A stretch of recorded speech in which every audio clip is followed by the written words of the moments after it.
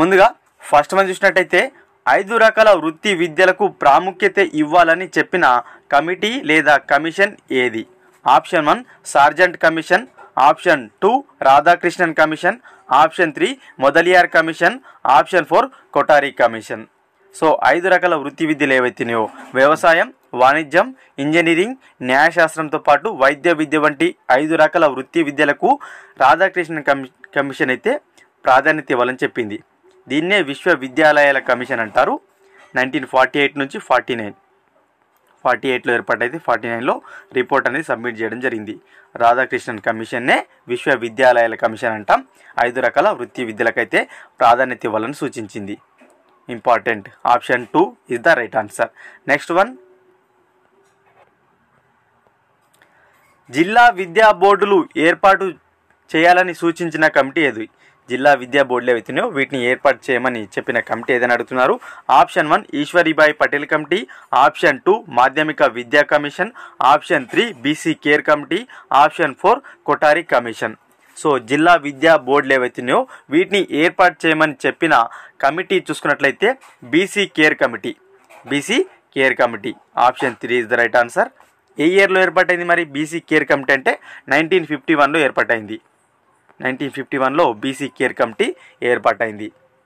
స్థానిక ప్రభుత్వాల మధ్య ఉండవలసిన సంబంధాలను సూచించమని ఈ కమిటీ అయితే వేయడం జరిగింది. ప్రాథమిక విద్యలో స్థానిక రాష్ట్ర ప్రభుత్వాల మధ్య ఉండవలసిన సంబంధాల కోసం అయితే ఈ కమిటీని వేశారు. ఏ కమిటీ సిఫార్సుల మేరకు ఈ కమిటీని వేశారు అని అడిగినట్లయితే బీసీ కేర్ కమిటీ ఏ కమిటీ సిఫార్సుల మేరకు ఏర్పాటైందంటే సార్జెంట్ కమిటీ సిఫార్సుల మేరకు అయితే దీన్ని ఏర్పాటు చేయడం జరిగింది. గుర్తుపెట్టుకోండి.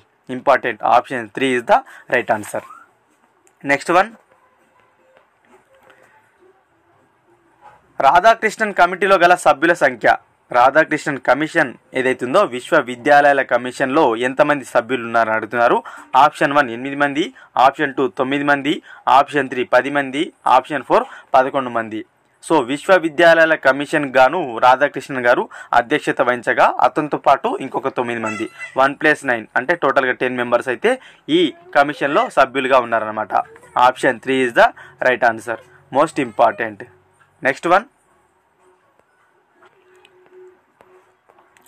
పాఠశాల కొరతల వల్ల పాఠశాల అన్నీ కూడా 2 షిఫ్ట్లలో నిర్వహించాలని చెప్పిన కమిటీ ఇది.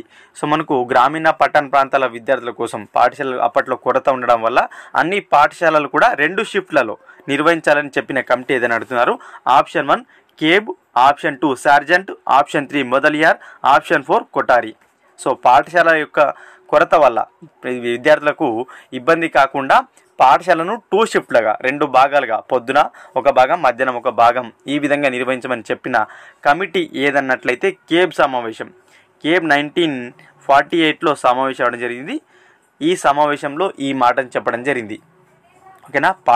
పాఠశాలలన్నీ కూడా 2 షిఫ్ట్లలో నిర్వహించాలని చెప్పడం జరిగింది. CABE. Option 1 is the right answer. 1948లో చెప్పడం జరిగింది ఈ మాటను. ఆప్షన్ 1. ఓకేనా. నెక్స్ట్ వన్, సెకండరీ విద్యా కమిషన్ మొదలియార్ కమిషన్ అంటాం దీన్నే. అది సూచించిన విద్యా లక్ష్యాల్లో లేనిది. సో సెకండరీ కమిషన్ 4 లక్ష్యాలను సూచించింది. అందులో లేనిది అయితే అడుగుతున్నారు.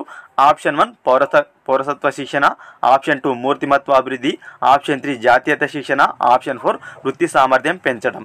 సెకండరీ కమిషన్ సూచించిన విద్యా లక్ష్యాల్లో లేనిది జాతీయత శిక్షణ.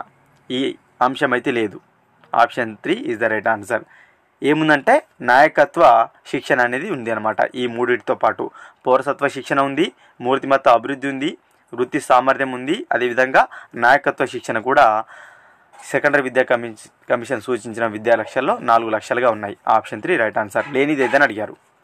నెక్స్ట్ వన్, గ్రామీణ విశ్వవిద్యాలయాలు ఏర్పాటు చేయాలని చెప్పిన కమిటీ ఏది?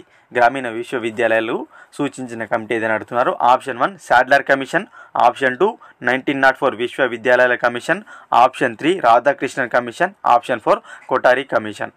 సో చూసుకున్నట్లయితే గ్రామీణ విశ్వవిద్యాలయాలను ఏర్పాటు చేయమని రాధాకృష్ణన్ కమిషన్ అయితే చెప్పడం జరిగింది. రాధాకృష్ణన్ కమిషన్ దీన్ని సూచించింది. దేనిని? గ్రామీణ విశ్వవిద్యాలయాలను. Option 3 right answer. Important. Next one, 5 స్థాయిలలో గ్రేడింగ్ విధానం ప్రవేశపెట్టాలన్న కమిషన్ ఏది? సో గ్రేడింగ్ అనేది ఉంది కదా, సో దాంట్లో 5 స్థాయిలు పెట్టాలని, 5 విధాలుగా పెట్టాలని ఏ కమిషన్ సూచించింది, సిఫారసు చేసింది అని అడుగుతున్నారు. ఆప్షన్ 1 1986, ఆప్షన్ 2 సెకండరీ విద్యా commission, option 3 Kothari commission, option 4 జాతీయ విద్యా విధానం 1968. సో 5 స్థాయిలలో గ్రేడింగ్ విధానం ఉండాలని చెప్పిన కమిషన్ సెకండరీ విద్యా కమిషన్, లేదన్నట్లయితే Mudaliar commission. Option 2 right answer. ఏంటి ఇవి అంటే grade A, grade B, grade C, grade D, grade E, ఈ విధంగా 5 గ్రేడ్లను సూచించింది సెకండరీ విద్యా కమిషన్. ఇంపార్టెంట్. ఓకేనా. నెక్స్ట్ వన్, ఎన్సీఈఆర్టీ ఏర్పాటు అనేది ఏ కమిటీ సూచన? సో మనకు ఎన్సీఆర్టీ ఏర్పాటును ఏ కమిటీ సిఫారసు చేసిందని అడుగుతున్నారు. ఆప్షన్ 1 సార్జెంట్, ఆప్షన్ 2 సెకండరీ విద్యా commission, option 3 Kothari commission, option 4 cab. So NCERT ఎప్పుడు ఏర్పడింది మరి?